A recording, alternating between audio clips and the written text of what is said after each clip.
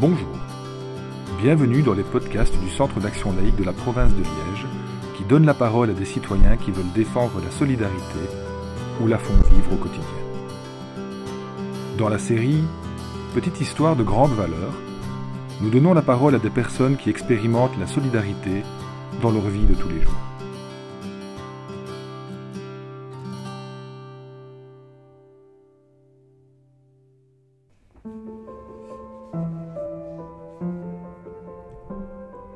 Aujourd'hui, nous rencontrons Maria. Elle fréquente un groupe de tricot à Augrès avec plusieurs dames qui sont devenues ses amies. L'une d'elles, Monique, tricotait une couverture à offrir pour la naissance de sa petite fille. Et âgée de 70 ans, elle succombe très vite à un cancer. Maria nous raconte comment le groupe de tricot a alors pris le relais pour finir la couverture et l'offrir en cadeau à sa petite fille en souvenir de Monique. Je m'appelle Maria. Nous faisons partie d'un service de tricot. On est plusieurs personnes pour se réunir et faire du travail aussi bien bénévolement que pour soi-même. C'est une dame que je connaissais depuis des années. Je passais tous les jours devant chez elle pour aller travailler.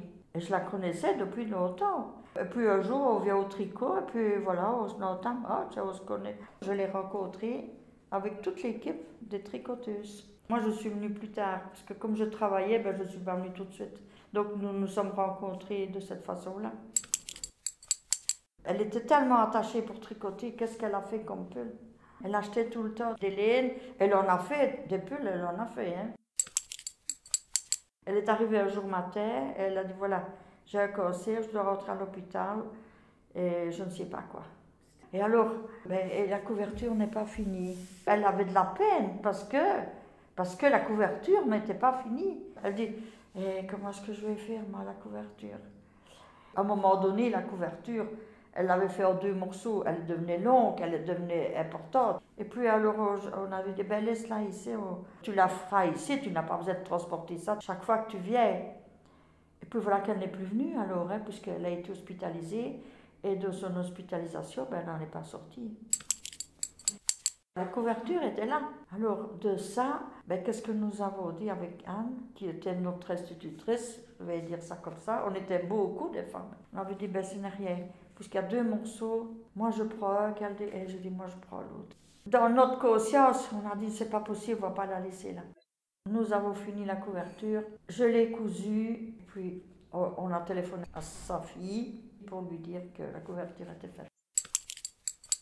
Ça nous avait marqué, hein. Tu sais, c'est des choses qu'on fait plaisir. Hein.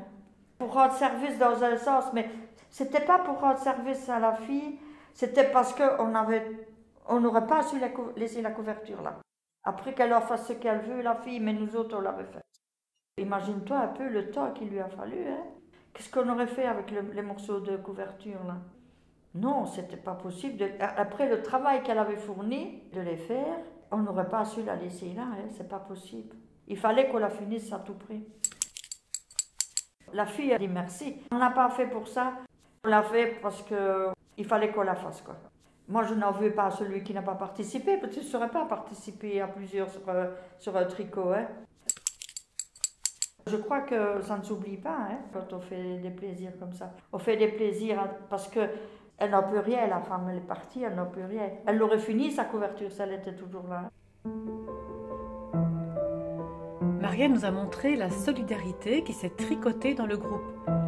Grâce à son récit, nous nous questionnons. Dans les moments difficiles de la vie, lorsque la solidarité des proches s'essouffle, qui prend le relais ?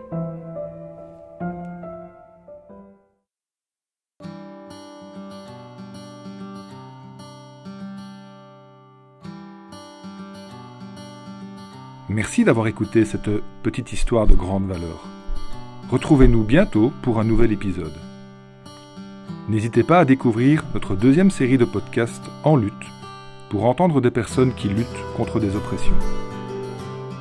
Vous pourrez retrouver l'ensemble des podcasts du Centre d'action laïque de la province de Liège sur nos différents réseaux, notre page Facebook, le flux RSS pour votre appli préférée de podcast, Spotify, YouTube et bien sûr, le site internet de notre association www.caliège.be.